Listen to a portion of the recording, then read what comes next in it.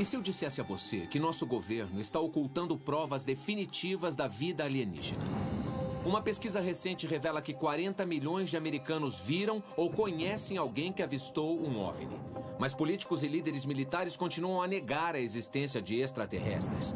Finalmente, pessoas de dentro do governo estão quebrando o silêncio e revelando a verdade sobre o que sabem e por que ocultaram tudo. De todos os temas que vocês me enviam, este é um dos mais requisitados. É hora de decifrar o que o governo sabe sobre a vida alienígena.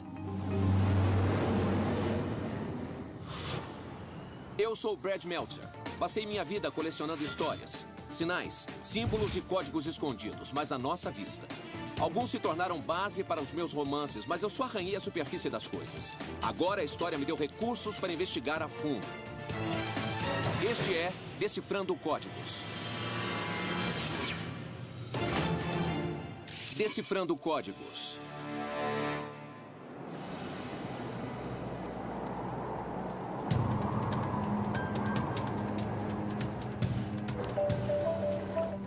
Oi, Brad. Oi, Brad. Eis as novidades. Quem está preparado para ter um contato de terceiro grau?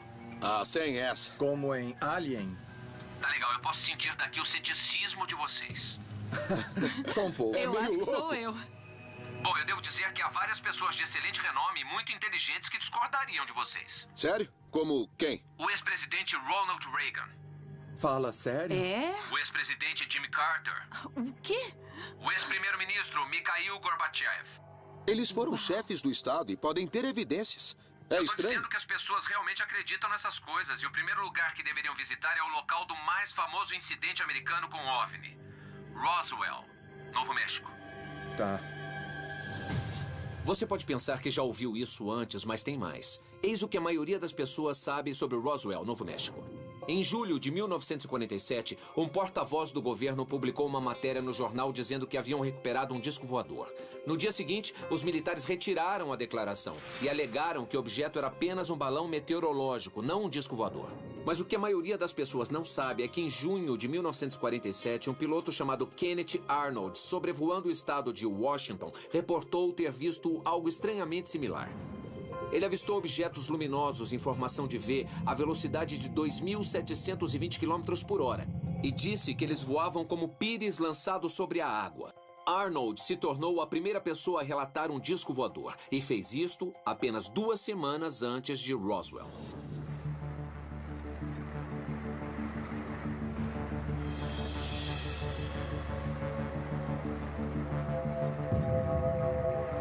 OVNI, Museu e Centro de Pesquisa. Meu pai foi Walter Roth. Ele era tenente da base local, Aeródromo Militar de Roswell. Ele era navegador de bombardeiro com experiência em voo. E também era a porta-voz oficial da base. Julie Shuster, diretora do Roswell International. Em 8 de julho de 1947, o coronel Blanchard o chamou de manhã e disse: "Você precisa fazer um comunicado à imprensa. Encontramos um disco voador." Ele fez o comunicado. "Basicamente, temos em nossa posse um disco voador e está sendo levado para outra base." Então, houve uma história contraditória. No dia seguinte, o general Ray me disse que tratava-se de um balão meteorológico. As pessoas aqui não sabiam do que estavam falando. Eles apenas disseram: "É um balão meteorológico. É confidencial e pronto." Bom, essa é a questão, não é? Talvez fosse mesmo um balão meteorológico. Então, para sabermos a verdade, temos que perguntar o que Roth viu, se parecia mesmo com um balão. É um fato que temos que saber. Na época do avistamento em Roswell, os balões meteorológicos eram feitos de borracha neoprene leve e flexível, pesando menos de 500 gramas. Amarrado ao balão havia um pequeno rabo de pipa de nylon que levava um transmissor de dados. Mas o caso é tão confuso quanto esses dispositivos. Roth descreveu algo de outro mundo e indestrutível, então poderia um experiente aviador e militar realmente confundir uma nave extraterrestre com um balão meteorológico de 500 gramas? Você já teve uma conversa séria com o seu pai do tipo: "Ok, pai, o que você realmente viu ou o que você sabe?" Ele manuseou os destroços. Um dia eu perguntei a ele sobre detalhes do disco. Tinha 7 metros de diâmetro. Ele disse coisas do tipo: não dava para queimá-lo, não dava para rasgá-lo, não dava para cortá-lo. Isso me mostrou que aquilo não era desse mundo. O seu pai viu os corpos? Meu pai viu alguma coisa embaixo de uma lona em um hangar. Ele disse que tinha grandes olhos negros, fendas em lugar do nariz, da boca e dos ouvidos, 4 dedos longos, braços longos, o que para mim parece bem detalhado para alguém que não viu nada. Você acha que o governo pode estar encobrindo alguma coisa?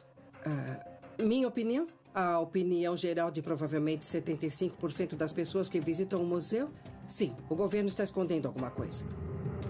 Sim, acredito que fomos visitados. Eu particularmente acredito que haja mais lá fora.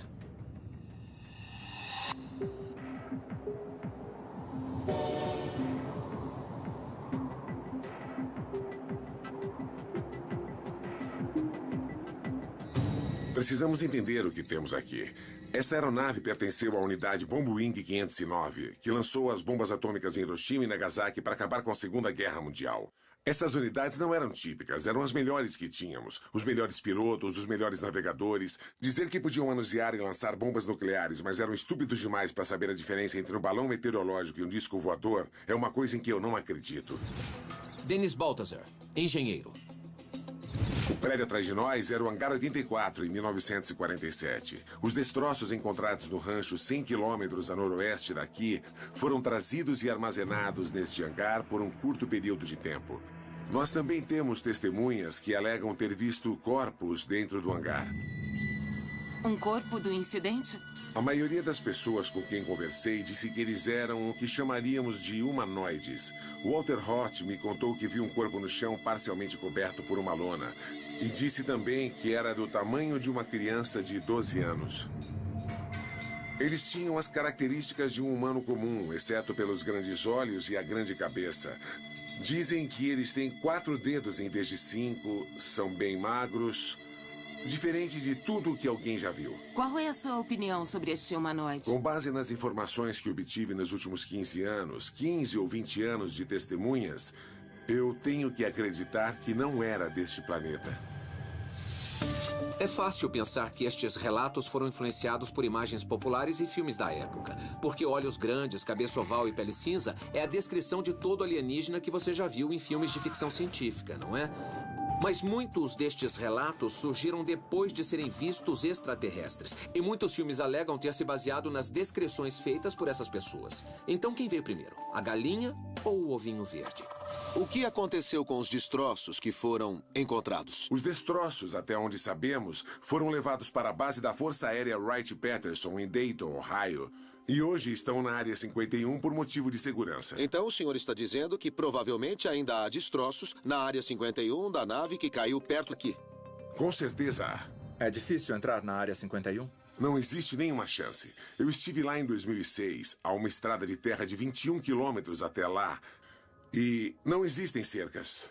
Há muitas placas. Uma delas diz que o uso de força letal é autorizado, e eu acredito nisso. A região é patrulhada por aviões F-16 e helicópteros. Eles têm esferas no topo dos postes para que os pilotos saibam o limite da área. E há uma câmera num poste de 10 metros. Tô ficando com vontade de ir lá. Então Há vá. algum lugar para se esconder lá? Não. E eles sabem que você está vindo pela estrada, tanto que quando eu cheguei ao portão, acho que já sabiam da minha placa, de onde eu era. Se entrarem lá, provavelmente vocês vão ser presos e vão saber onde vocês estão pelo resto de suas vidas.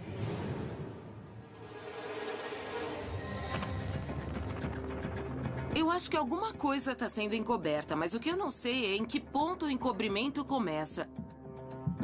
Bom, vamos começar com o primeiro comunicado à imprensa. Soubemos através de Julie Chester que seu pai fez esse comunicado à imprensa e antes que o dia terminasse, o comunicado foi retirado e alterado. Eu tô com você. Alguma coisa aconteceu. Eu só não sei exatamente o que foi. Um objeto voador estranho. Uma informação que eles não querem divulgar vaza e eles pensam, precisamos controlar isso. É um encobrimento de pelo menos 6 décadas. E também há um mistério sobre o que está vendo na Área 51. É uma área gigantesca de terra. Acho que podemos todos concordar em um ponto. Alguma coisa caiu em Roswell em 1947, não foi um balão meteorológico. Não Com era toda um balão. certeza. E eu acho que também podemos concordar que nós precisamos ir até a Área 51. Nossa investigação sobre o suposto encobrimento da vida extraterrestre pelo governo aponta para um único lugar, a Área 51. Apesar de ter sido inicialmente utilizada como aeródromo militar nos anos 40, de ter sido lar de aeronaves espiãs da CIA e de testes nucleares, o governo negou a existência oficial da Área 51 até 14 de julho de 2003. Mas antes que o Bud, a McKinley e o Scott tentem acessar um dos lugares mais secretos e confidenciais dos Estados Unidos, nós encontramos algumas pessoas que trabalham lá e que agora estão dispostas a falar conosco.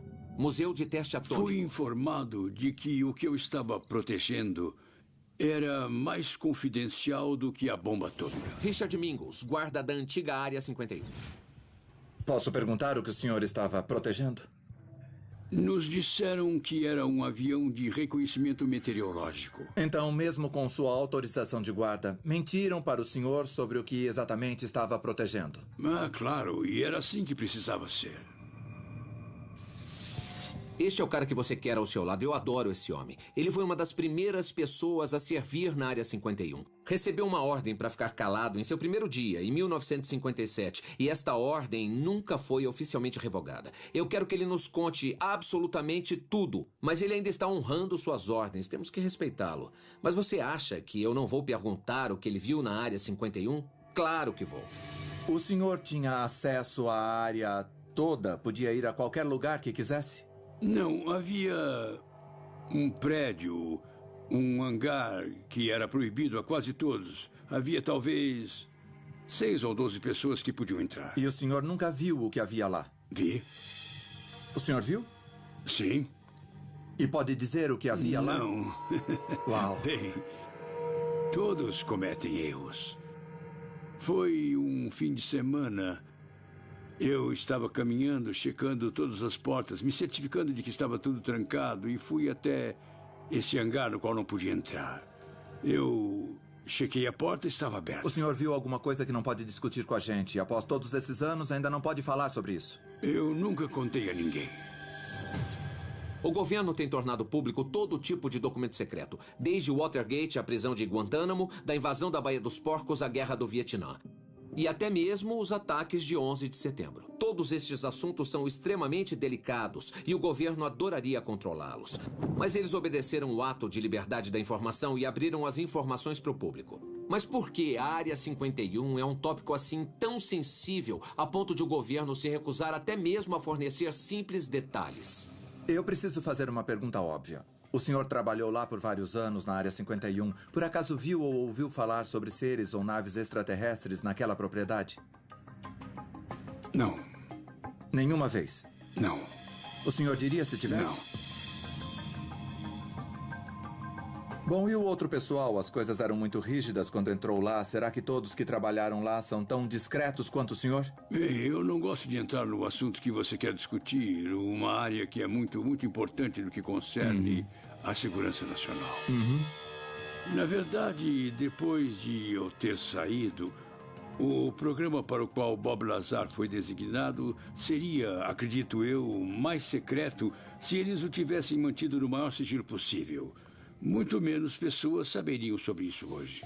Bob Lazar é um personagem fascinante e controverso. Para ser claro, ao falar com ele, é difícil separar a realidade da ficção. Lazar alega ser um físico graduado pela MIT e pela Caltech. Dizem que ele criou um carro a jato que alcança mais de 320 km por hora. Mas também alegam que ele trabalhou no setor 4 da Área 51, diretamente em uma espaçonave alienígena.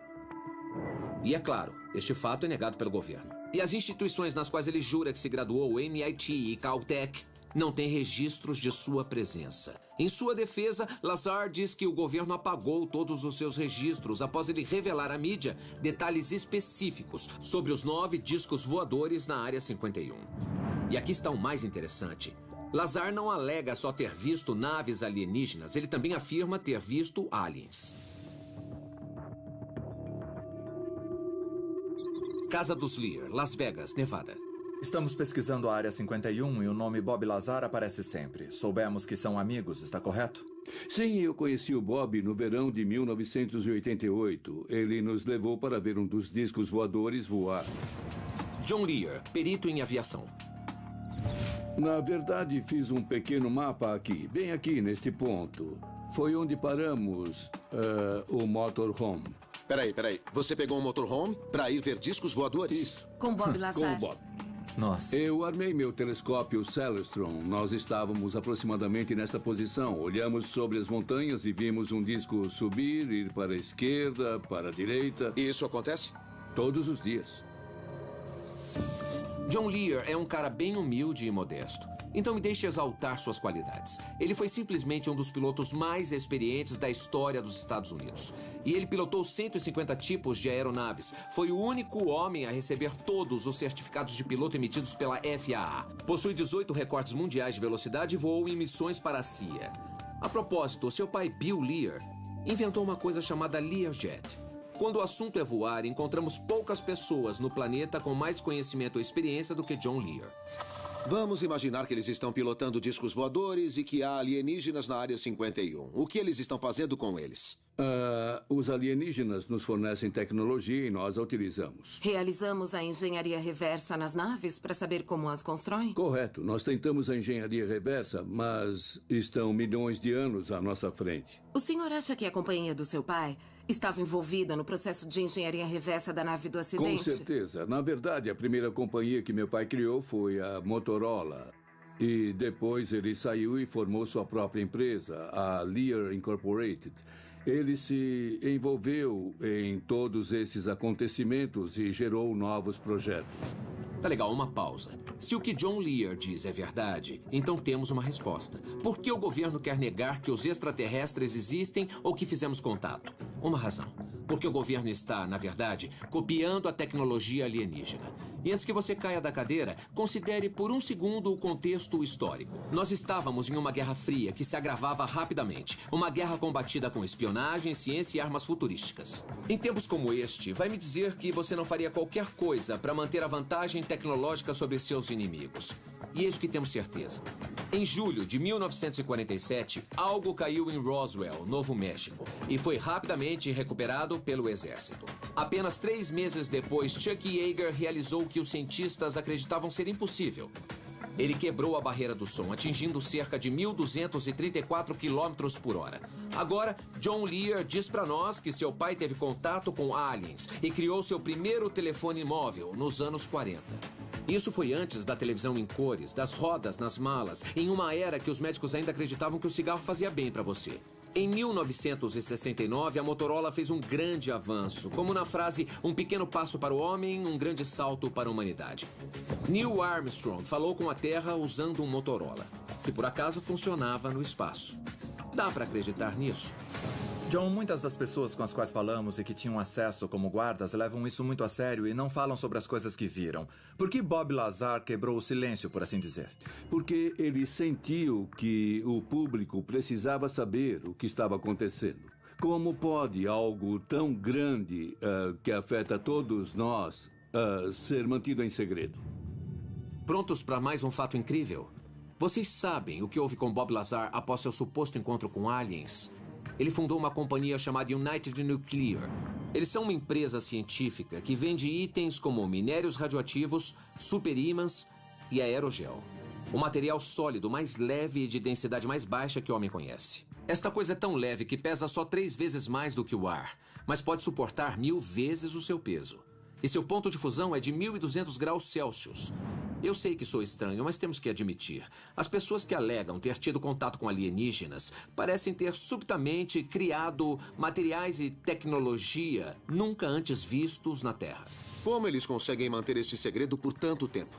Eles são muito bons em guardar segredos. Eles já vêm fazendo isto muito antes de Roswell. Cobrem tudo muito bem, até estarem prontos para revelar alguma coisa. Nada vaza. Vocês não fazem ideia do que não sabem.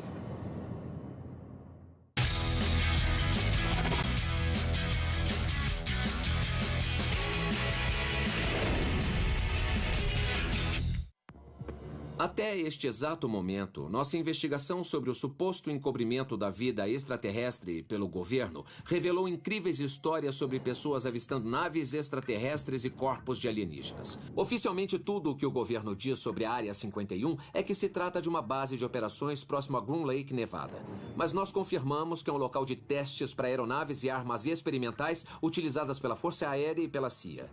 Alguns dizem que é um depósito para OVNIs e alienígenas mortos depois de caírem na Terra. Outros dizem que os alienígenas não morreram. Imagens da Área 51 nunca apareceram nos mapas do governo, da aviação ou mesmo da navegação. Mas há rumores de que existe uma linha aérea secreta, exclusiva para o transporte dos funcionários da Área 51. O aeroporto supostamente fica em um aeródromo não marcado, completamente oculto, a menos que saiba para onde olhar.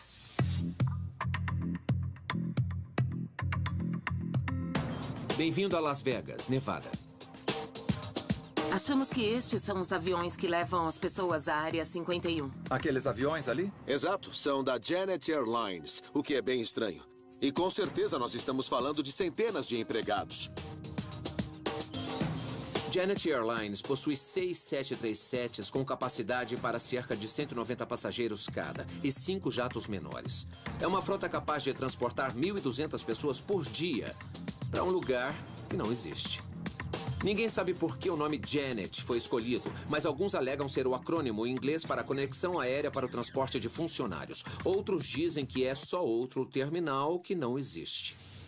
Eu não acredito que iremos embarcar num destes jatos Janet. Mas precisamos ir até lá. Eu vou. Ok. Oi, Brad. É barulhento o lugar onde estão.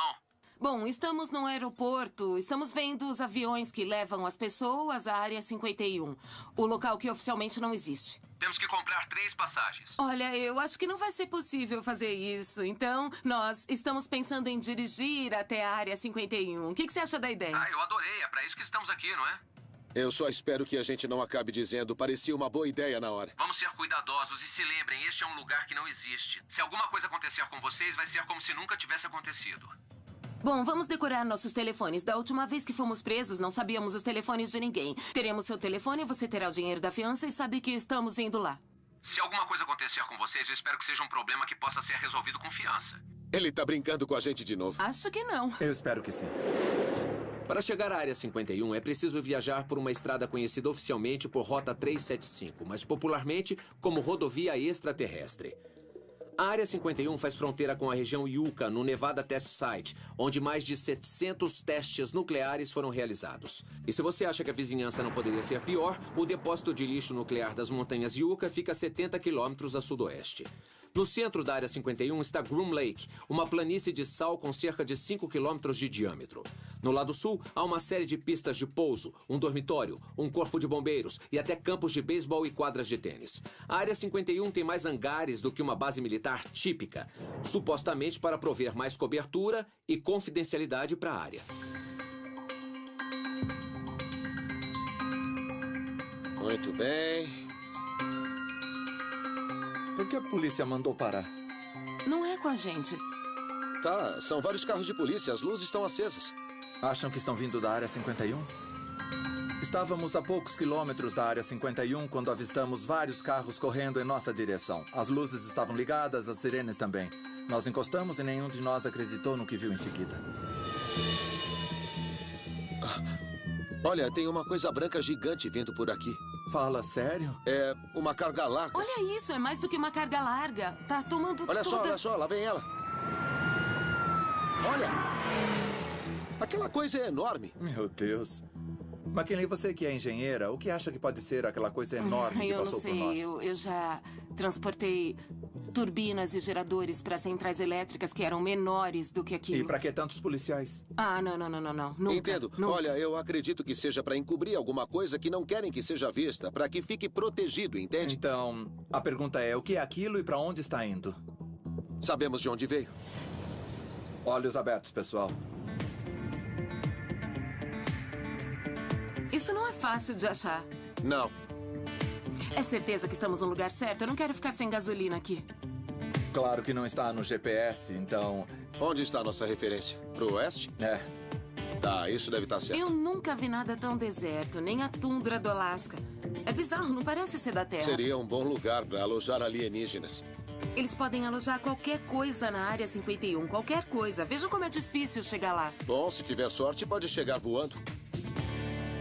Tem placas de aviso logo ali. Oh. Aviso, instalações da Força Aérea Americana. Punição máxima, multa de $1.000, 6 meses de prisão ou ambos. Segurança reforçada. Peraí. E o que será que quer dizer segurança reforçada? Eu acho que tem 2 pessoas naquele carro. Onde está o carro? No topo daquela colina. Ah, já vi. Ih, não tô gostando. Vocês querem ver o que é que está acontecendo? Sim. Vamos checar. Espere. E nós? Ficamos aqui? Eles ainda estão imóveis.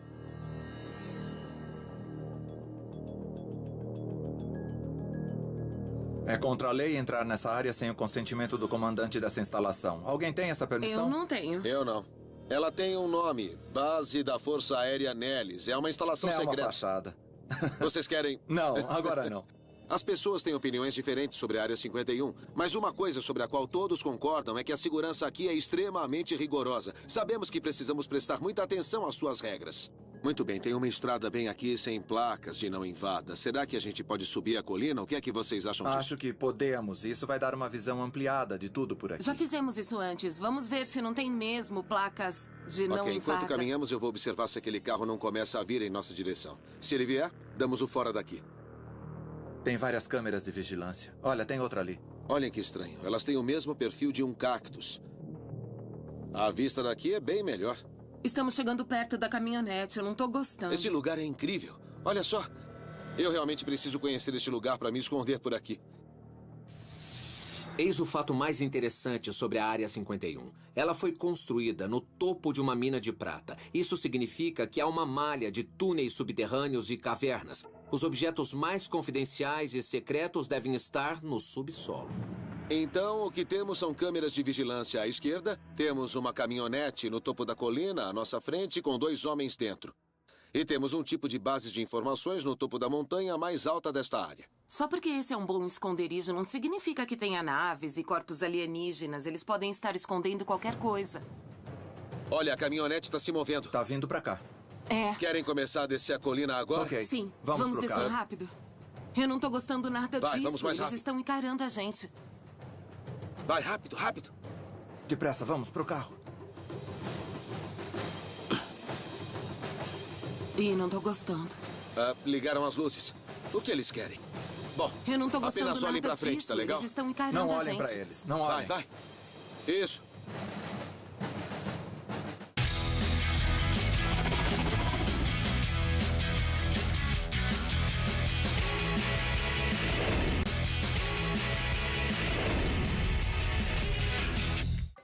Estamos em busca de provas da existência de vida extraterrestre. Soubemos que o governo já pode tê-las achado.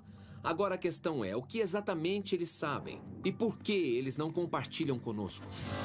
No tempo que passou lá em cima voando, o senhor já viu alguma coisa que não pôde explicar ou compreender? Um fenômeno em comum? Não, eu não. Mas tenho 2 grandes amigos, pilotos de caça de alta performance. Um deles viu um OVNI, não no ar, mas no solo. Ele jura até hoje que o objeto pousou em uma clareira próxima de onde eles acampavam. Alan Palmer, ex-piloto da Força Aérea Naval. Eu acredito no que eles dizem, mas se acredito que era um OVNI, não sei. Creio que ele não comentou isto com mais ninguém por razões óbvias. Por que eles não... O que você faria? Iria ao seu oficial, comandante ou sargento e diria: cara, fui acampar neste fim de semana e vi um OVNI. Você manuseia armas nucleares, você seria retirada da função até alguém dizer ou diagnosticar que ainda está bem. E acredite, nenhum piloto quer este destaque ou chamar atenção. Eles preferem voar e fazer seu trabalho. Alan, nós estivemos em Roswell e falamos com algumas pessoas. Nós vimos algumas fotos famosas de discos voadores e coisas que parecem OVNIs. Como o senhor explica estas imagens e estes OVNIs? Bem, na Força Aérea eles tinham uma coisa chamada Projeto Livro Azul. E todo o relato de objeto voador não identificado que chegava à Força Aérea ia para esse livro. O Projeto Livro Azul foi uma ação secreta da Força Aérea iniciada em 1952 para determinar se os OVNIs representavam uma ameaça à segurança nacional. Antes de encerrarem o projeto, eles investigaram 12.618 relatos. Quando o Projeto Livro Azul foi revelado, a Força Aérea desconsiderou 97% dos avistamentos. Mais tarde, foi relatado que 22% dos avistamentos não puderam ser explicados. Mas aqui está o melhor. Adivinhem quem acabou mudando de opinião? O consultor científico do projeto, o Dr. J. Allen Hynek. Ele começou o Projeto Livro Azul como cético. Mas durante a pesquisa, isso acabou mudando. Hynek acusou seus colegas militares de apatia e ignorância por rotineiramente classificarem fenômenos inexplicáveis como pássaros ou balões. Não há evidências de que objetos voadores não identificados sejam uma ameaça à nossa segurança nacional. Como ele falou, o Projeto Livro Azul foi da investigação do inexplicável à explicação do não investigado. Então, pelo que eu entendi, o senhor está dizendo que existem fenômenos inexplicáveis Sim. ou objetos voadores não identificados Sim, por aí. e realmente vale a pena considerá-los e pesquisá-los. A verdade é que ainda há ocorrências e avistamentos de objetos que as pessoas não compreendem. Então o governo diz não ter provas de vida em seus registros, mas estes são só os registros que eles revelaram. O Bud McKinley e o Scott estão conversando com um oficial do alto escalão do governo, que está decidido a se arriscar, desafiando uma ordem e contando sua história. Eu gostaria de saber qual era a sua posição e o que o senhor fazia quando conseguia essa informação. Bom, eu era gerente de sucursal no Centro de Tecnologia da FAA em Atlantic City. John Callahan, ex-investigador da FAA. Vimos um avião descer, um 747 descer. Então, quando o piloto entrou na nossa frequência, disse: algum tráfego à frente? O controlador olhou o radar e disse: não há tráfego nenhum aqui. Então ele respondeu negativo. E o piloto disse: bom, eu tenho algo aqui às 11, 12 horas. Vejo luzes brancas e amarelas. Esse tipo de coisa. Ele olhou para aquela coisa e pensou: não tem uma aeronave desse tamanho. Tem 4 vezes o tamanho de um porta-aviões. Ele pilotava um 747 que tem um elevador dentro. O avião tem andares. É como um prédio de 2 andares voando. E ele estava olhando para uma coisa que era gigante, que era enorme e foi por isso que ele presumiu que era um avião. John, algum passageiro viu essa coisa? Toda a tripulação viu a mesma coisa. Então não foi só uma pessoa, o fato foi corroborado pelos vários membros. Sim, desenharam as mesmas figuras e tudo mais. John Callahan era o cara que a FAA chamava quando algo estranho ocorria nos céus. Mas ninguém jamais viu uma coisa tão estranha assim. Segundo a história de Callahan, um 747 se aproximou de uma aeronave não identificada tão grande que o radar a interpretou como uma frente climática. O piloto descreve a nave como esférica e brilhante. Mas o mais surpreendente era a maneira como se movia. A nave zigue-zagueava tão rápido que aparecia quilômetros à frente do avião em um momento e quilômetros atrás no outro.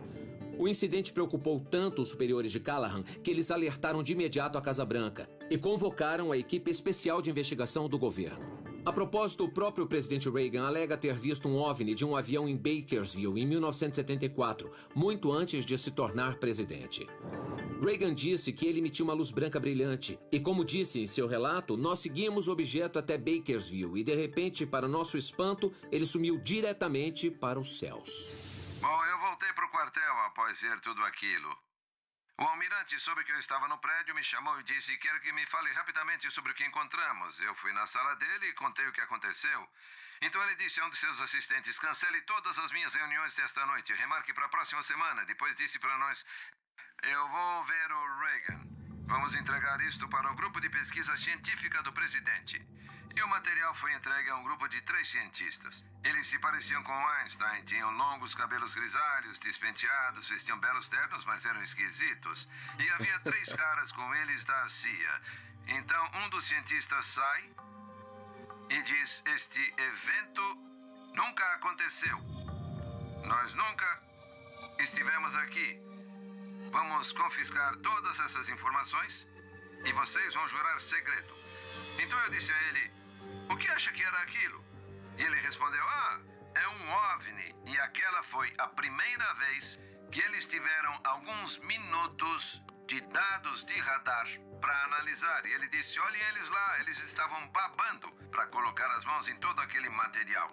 Então a lição é: parem de chamar Washington.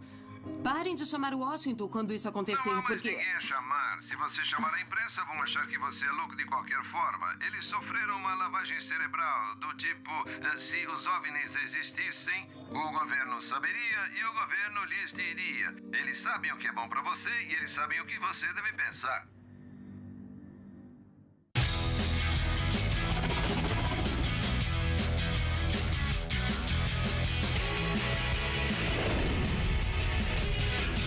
Os chefes de Estado falaram com o senhor sobre os objetos voadores não identificados. Estou falando dos discos voadores. Eles nunca foram capazes de me entregar um relatório concreto. Que verdades se escondem por trás destes encontros presidenciais? Se a Força Aérea dos Estados Unidos encontrou corpos alienígenas, eles também não me informaram e eu quero saber.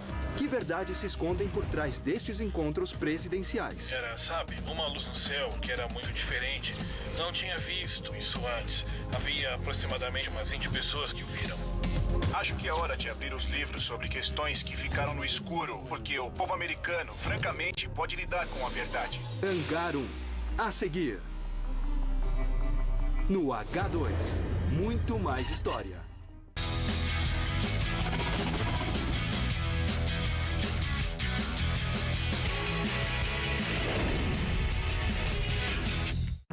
Nossa investigação sobre a vida extraterrestre tem levado o Bud, a Mac e o Scott a muitos lugares por aí. Mas antes que possam tirar suas conclusões, eles estão conversando com um homem que passou boa parte de sua vida num lugar em que nós não podemos ir. O senhor mencionou que esteve no espaço 6 vezes. Cada vez foi uma experiência diferente? Melhor a cada vez, pois sabíamos o que esperar. Story Musgrave, ex-astronauta. Quando esteve no espaço, o senhor viu algum ser por lá? Não, mas eu gostaria. Gostaria. Eu desejei. Ah, sim. Mas o senhor acha que há outro tipo de vida lá fora, mesmo não tendo evidências de que eles visitam nosso planeta? Toda vez que uma foto é feita com o Hubble, são 2.000 galáxias vezes 100 bilhões de estrelas. Isso são 2.000 vezes 100 bilhões. Então, em uma foto, olhamos para 200 trilhões de estrelas em uma foto do Hubble. E cada vez que tiramos uma foto, temos outros 100 trilhões de estrelas. O senhor está dizendo que a probabilidade... Enorme, é uma certeza. 1 trilhão são 1 milhão vezes 1 milhão. Mesmo que a chance de existência de vida próxima a uma estrela seja de 1 em 1 trilhão, em cada foto feita pelo Hubble haveria 200 planetas com vida. Bom, um fato interessante sobre a Terra é que a pressão atmosférica, a quantidade de água, sua distância do Sol, tudo é perfeitamente ajustado para a vida. O senhor acredita que uma situação semelhante ocorra em outro lugar? É uma bela maneira de expor, sim. Mas quando há 100 trilhões de estrelas em uma foto do Hubble, muitos fatores não precisam estar corretos e você ainda terá 1 trilhão de planetas com vida. Aquela coisa lá fora é extremamente avançada. A linha evolutiva, ela... Da outra vida? Sim, da outra vida lá no espaço. As chances deles terem 2 bilhões de anos de tecnologia. Sério? Eles estão por aí há 12 bilhões de anos. Podemos estimar a idade das estrelas pelas fotos do Hubble. O senhor acha que existe algo além de apenas uma bactéria, uma cinza lá fora, vulcânica? Eles fazem viagens interestelares. O senhor acha? Claro. Se estiver em um ponto avançado da escala evolutiva, desenvolvendo tecnologia por bilhões de anos, a viagem estelar está acontecendo.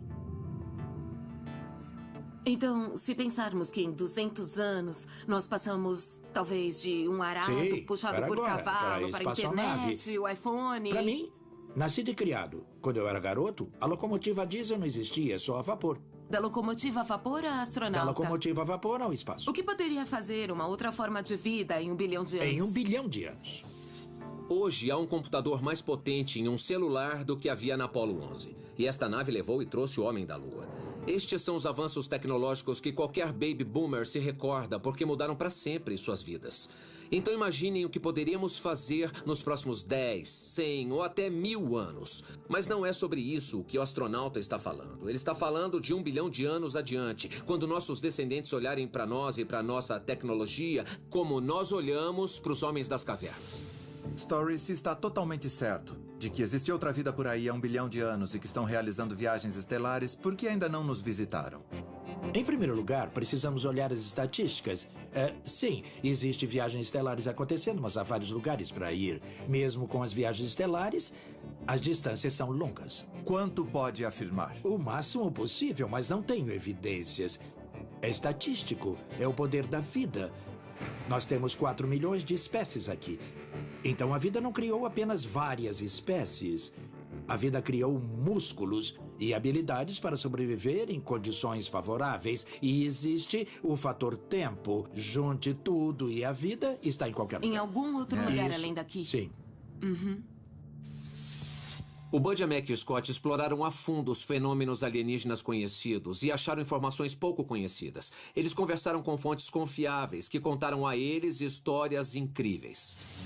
Aqui estão alguns fatos que nós descobrimos. Eu acredito que a FAA, a CIA e a Força Aérea não estão permitindo uma investigação científica aberta e transparente. Eu não tenho dúvidas de que eles estão tentando controlar informações. Mas será que estão encobrindo provas da existência de vida extraterrestre? Eu não acho que eles as tenham ainda. Acho que eles não têm conhecimento para encobrir. Acho que estão lutando para descobrir o que está acontecendo antes de todo mundo. Estão se esforçando. Eu concordo com isso até certo ponto. Eu creio que há muitas evidências da vida alienígena e que o governo está encobrindo. Sério? Bom, para começar, temos um avistamento bem verossímil de um piloto de uma companhia aérea japonesa de algo que só pode ser descrito como uma nave. Esse cara não tem nada a ganhar e tudo a perder relatando o avistamento. Temos fontes militares idôneas nos dizendo que souberam que um disco voador caiu em Roswell e que receberam ordens para mudar a história.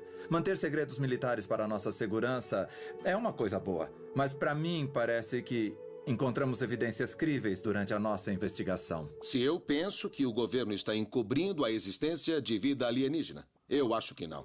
Eu acho que eles estão encobrindo a existência de OVNIs, porque OVNIs são objetos que ainda não sabemos como explicar. O incidente em Roswell, eu estou muito propenso a admitir que alguma coisa caiu em Roswell e o governo se apressou em mudar a história. Uma das coisas que realmente me levou a chegar a esta conclusão foi a conversa com Richard Mingus. Esse cara foi guarda de segurança na Área 51 e tinha acesso a todos os locais daquela base, exceto um lugar, um hangar proibido.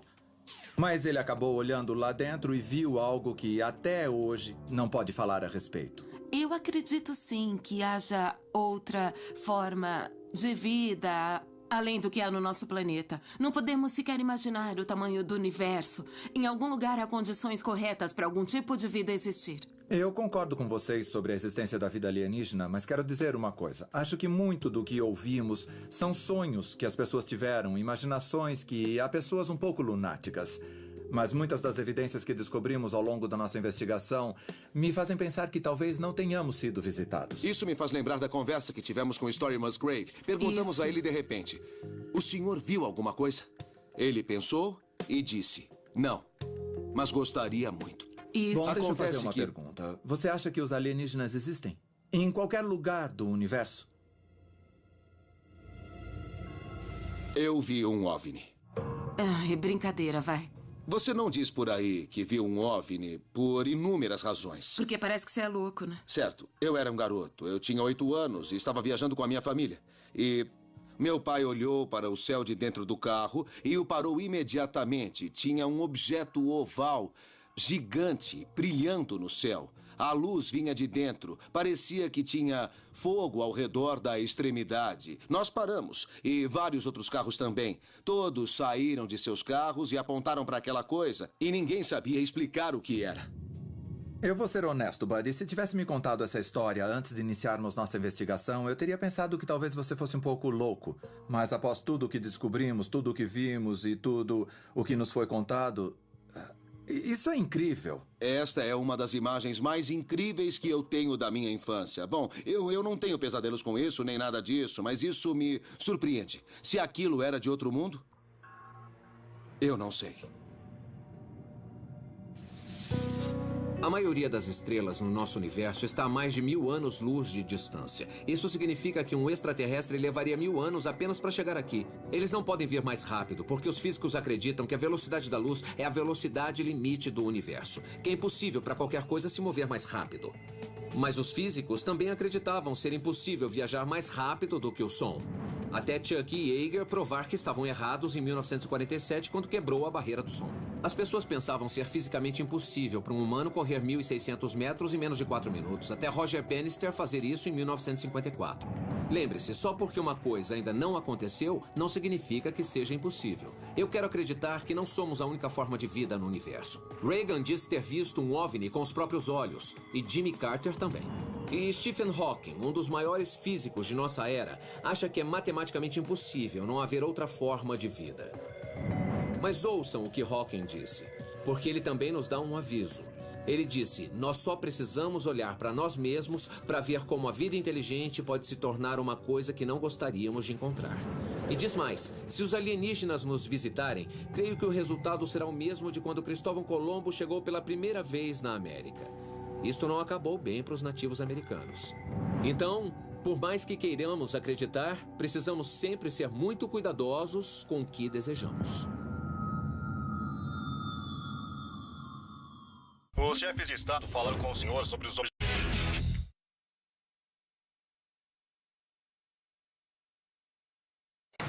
E se eu dissesse a você que nosso governo está ocultando provas definitivas da vida alienígena? Uma pesquisa recente revela que 40 milhões de americanos viram ou conhecem alguém que avistou um OVNI. Mas políticos e líderes militares continuam a negar a existência de extraterrestres. Finalmente, pessoas de dentro do governo estão quebrando o silêncio e revelando a verdade sobre o que sabem e por que ocultaram tudo. De todos os temas que vocês me enviam, este é um dos mais requisitados. É hora de decifrar o que o governo sabe sobre a vida alienígena. Eu sou Brad Meltzer. Passei minha vida colecionando histórias, sinais, símbolos e códigos escondidos, mas à nossa vista. Alguns se tornaram base para os meus romances, mas eu só arranhei a superfície das coisas. Agora a história me deu recursos para investigar a fundo. Este é Decifrando Códigos. Decifrando Códigos.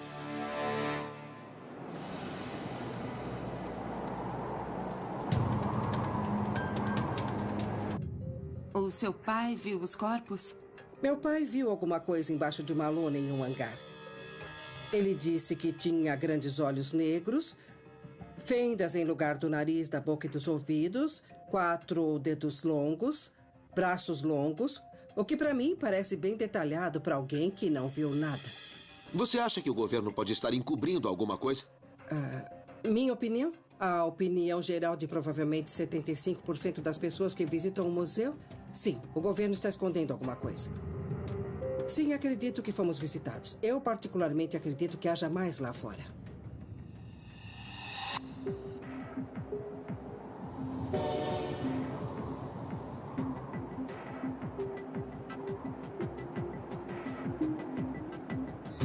Precisamos entender o que temos aqui.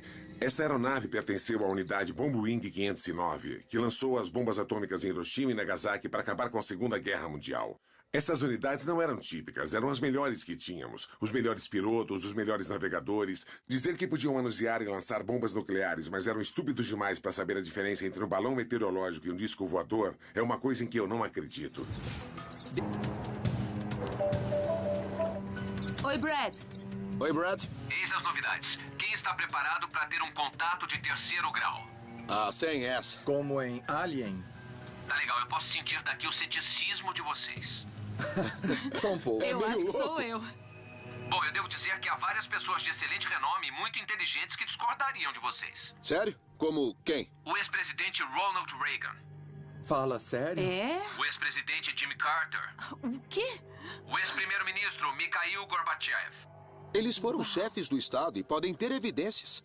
É Eu tô estranho. dizendo que as pessoas realmente acreditam nessas coisas e o primeiro lugar que deveriam visitar é o local do mais famoso incidente americano com OVNI. Roswell, Novo México. Tá. Você pode pensar que já ouviu isso antes, mas tem mais. Eis o que a maioria das pessoas sabe sobre Roswell, Novo México. Em julho de 1947, um porta-voz do governo publicou uma matéria no jornal dizendo que haviam recuperado um disco voador. No dia seguinte, os militares retiraram a declaração e alegaram que o objeto era apenas um balão meteorológico, não um disco voador. Mas o que a maioria das pessoas não sabe é que em junho de 1947, um piloto chamado Kenneth Arnold... Eles apenas disseram, é um balão meteorológico. É confidencial e pronto. Bom, essa é a questão, não é? Talvez fosse mesmo um balão meteorológico. Então, para sabermos a verdade, temos que perguntar o que Hot viu, se parecia mesmo com um balão. É um fato que temos que saber. Na época do avistamento em Roswell, os balões meteorológicos eram feitos de borracha neoprene leve e flexível, pesando menos de 500 gramas. Amarrado ao balão havia um pequeno rabo de pipa de nylon que levava um transmissor de dados. Mas o caso é tão confuso quanto esses dispositivos. Hot descreveu algo de outro mundo e indestrutível, então poderia um experiente aviador e militar realmente confundir uma nave extraterrestre com um balão meteorológico de 500 gramas? Você já teve uma conversa séria com o seu pai do tipo... Ok, pai, o que você realmente viu ou o que você sabe? Ele manuseou os destroços. Um dia eu perguntei a ele sobre detalhes do disco. Tinha 7 metros de diâmetro. Ele disse coisas do tipo... Não dava para queimá-lo, não dava para rasgá-lo, não dava para cortá-lo.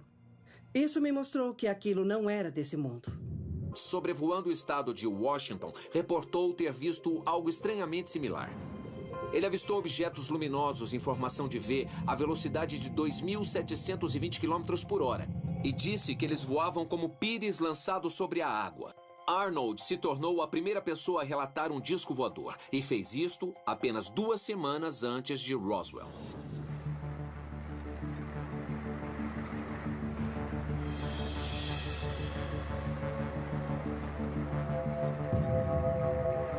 OVNI, Museu e Centro de Pesquisa.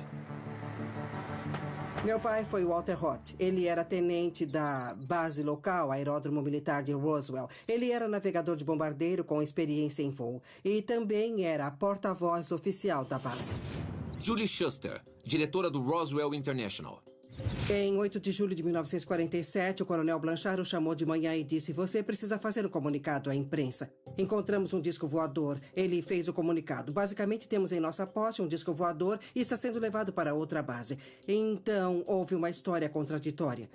No dia seguinte, o general Ray me disse que tratava-se de um balão meteorológico. As pessoas aqui não sabiam do que estavam falando.